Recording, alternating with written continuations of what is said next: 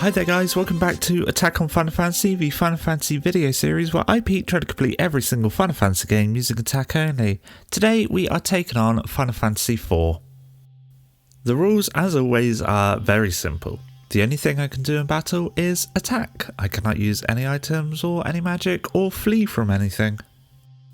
Outside of battle, both items and magic are absolutely fine, just to get me healed up, ready for the next battle.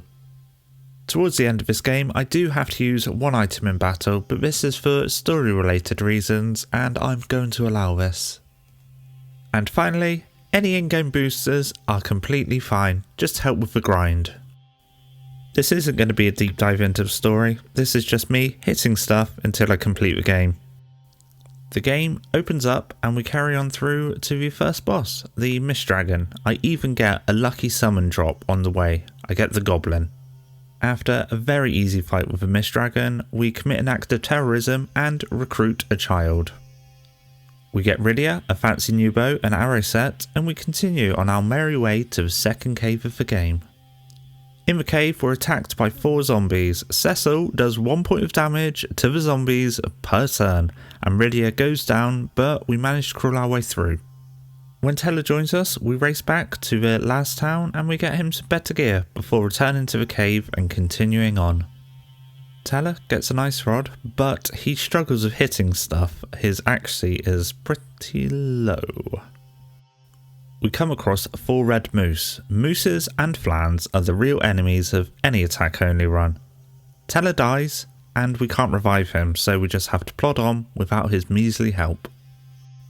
The next boss comes and goes and some story stuff happens. Teller leaves, Edward joins, and before I know it, we're in the next cave, facing some yellow jellies.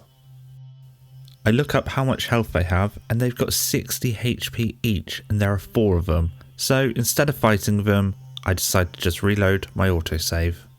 After reloading, the first fight is with another 4 jellies, so I reload again, just to get another set of yellow jellies. I'm starting to feel like Bill Murray. We get to the boss and it counters whenever we hit it with physical attacks, but this belly scratches us and we manage to take it down. Rosa joins us and Ed has a midnight fight with a fishman and we scale Mount Hobbs to find Yang. We take on the next boss, Mom Bomb, or as I like to call it, Momb, and we make all haste to Fabul and defend it with all our might. Oh my god, that joke was awful. Rosa manages to get herself kidnapped by the bad guys, but we do get a boat. Fair trade, maybe? We're en route on the open ocean. Leviathan attacks, as it always does, and we are washed up near Mysidia. In Mysidia, we get some more child slaves to help us out as we've got to climb Mount Ordeals next, and we also get the equipment needed for Cecil in a minute. Halfway up, Teller rejoins us. The journey up is very easy thanks to the kids having crossbows with holy arrows. It makes the undead enemies just crumble at our feet. The next boss is a close one, but we do win despite Teller being about as useful as a boxer with 2 broken wrists. I actually remember to turn my party around for the next boss fight and it goes down so quickly. Cecil becomes a paladin and we go back to Mysidia to use the Devil's Road. Once back in Baron, we knock some sense into Yang and infiltrate the castle. In here, we fight 2 bosses, but to be honest, neither of them give us much trouble at all.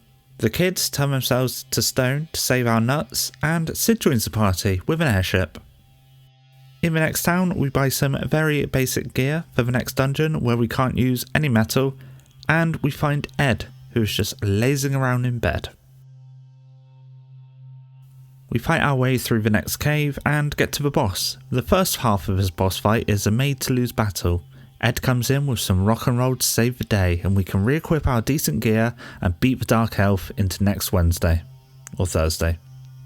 Or maybe Friday. One of the days. Sometime next week.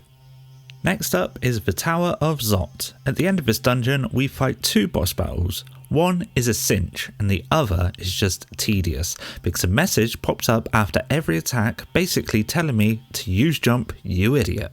Cecil does die during this one though. Some story stuff happens. We get this rock to throw into a well, and it causes this huge eruption in like a nearby mountainside where this town is, and it looks very scary, but everyone's pretty chill about it. Eventually, we wind up underground in the kingdom of the dwarves. We have our next boss battle without Sid because he decided to leave the party, with some dolls. After this, there's a short scripted battle with Golbez, and Rydia rejoins the party, but she is older now. Next up is the Tower of Babel, and it was going so well until I stumbled across some white moose enemies.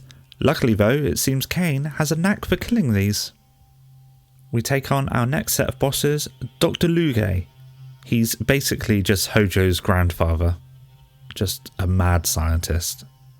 Yang sacrifices himself for the greater good, and we leave the tower. Although I can't use an emergency exit to do so, which is pretty annoying, but we walk back down. After some overworld shenanigans, we come across Edge, who is fighting Rubicante. After losing the fight, he joins us. We go up the Tower of Babel again, and after a small story battle, we get to fight Rubicante ourselves. This battle is pretty grueling. After every attack, Rubicante will counter with fire, and it's just not nice. We do survive with 2 party members though. We get an airship, and this one can fly over lava. Next up is one of the worst areas in the game, the Sylvan Cave. This place is riddled with Malboros. In one fight they almost wiped me out. I don't bother grabbing the Avenger Sword near the end of the dungeon only because it's guarded by 4 Malboros and I do not have the firepower to deal with that. We make it through another cave, the Cave of Summons, to the Land of Summons. Here we can buy some very useful equipment and find a rat tail, which is needed later on. Thanks to these little side quests I just did, the next cavern is a complete cakewalk and the demon wall at the end crumbles and Cain betrays us. Classic Cain. When back out on the overworld, we trade the rat tail for adamantite and take it back to the blacksmith underground. Now we have to wait, so whilst he's doing his stuff, we continue with the story. Eventually we get the Lunar Whale, which is the final airship, and in my opinion it is hideous. It is one of the ugliest airships in Final Fantasy history. I might do a little video on ugly airships and good airships. Or an airship ranking video. Would that be any good? Let me know in the comments. With this hideous beast, we make it to the moon.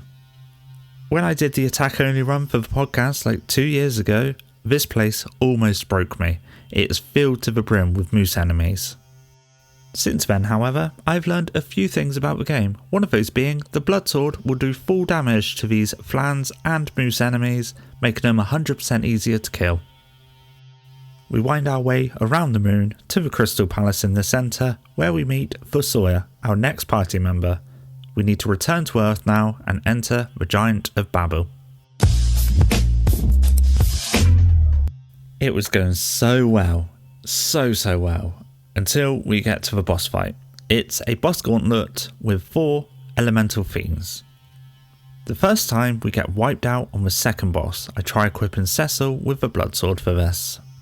The Blood Sword works in reverse on the first boss and drains Cecil and heals the boss, so I wait for a wipe and try again, this time being more careful with Cecil's turns.